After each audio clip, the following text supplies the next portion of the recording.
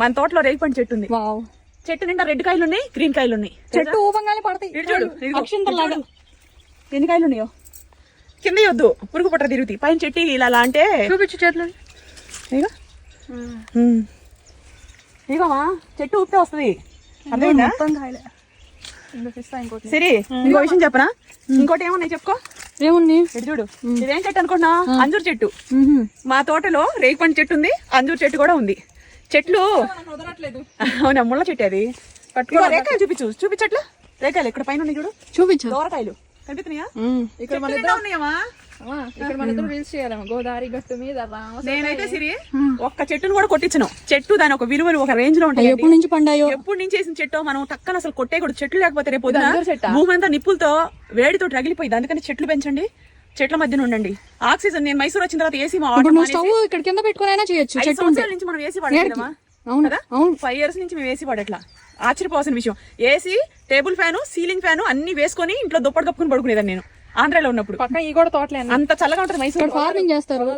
ఇప్పుడు మళ్ళీ వరి తీసేసి ఇక్కడ రైస్ వేస్తారు అనమాట. రెండో పంట అది. సరేనా? ఇదిగోండి, ఇదే అంజూరు చెట్టు. ఈ చెట్టు నిండా ఇంకా అంజూరులు వస్తాయి. కానీ చెట్టు ఏది నేను కొట్టించనండి అడ్డని చెప్పేసి. ఫ్యూచర్ లో మేము ఏదైనా దీన్ని కట్టించుకున్నా చేసుకున్నా సరే, అసలు నేను మాత్రం చెట్టును మాత్రం కొట్టకూడదు. ఎంత స్ట్రాంగ్ గా ఉందంటే దీనికి 20 years ఉంటాయో.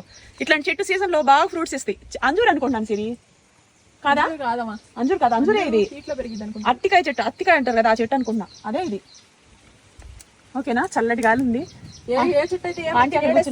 గోవులమా?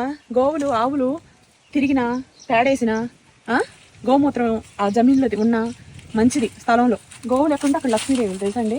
గోవుని పూజించాలి. గోమూత్రం ఇంటి నిండా చల్లుకుంటే దయ్యాలు గియ్యాలు అసలు ఇంట్లో వేరే వేరే కీటకాలు కూడా రావు.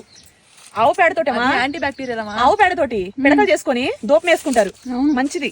నేను ఇక మాక్సిమం మీకు మా తోటలో నుంచి ఇక్కడ వీడియో షూట్ చేసేసి మీకు పెడుతూనే ఉంటాను. ఎంతో పుణ్యం చేసుకుని, ఎంతో అదృష్టం చేసుకుంటే మంచిది. అది స్థలం కావాలనుకున్నానులే కానీ అదృష్టం బాగుండి ఇలా కొబ్బరి తోట దొరికిద్దని అసలు కళ్ళు కూడా అనుకోలేదు. చాలా సంతోషంగా ఉంది.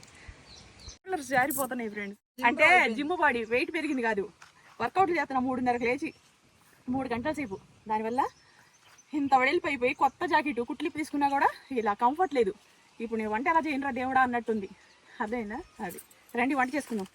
ఇప్పుడు నేను వెయిట్ లాస్లో ఉన్నానండి 3-4 years నుంచి.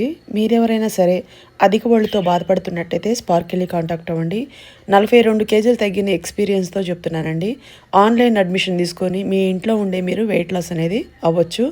మా పెద్దమ్మాయి 18 kgs తగ్గింది, మా చిన్నమ్మాయి 6.5 kgs తగ్గింది. మీరెవరైనా తగ్గాలంటే స్పార్కిల్ని కాంటాక్ట్ అవ్వండి.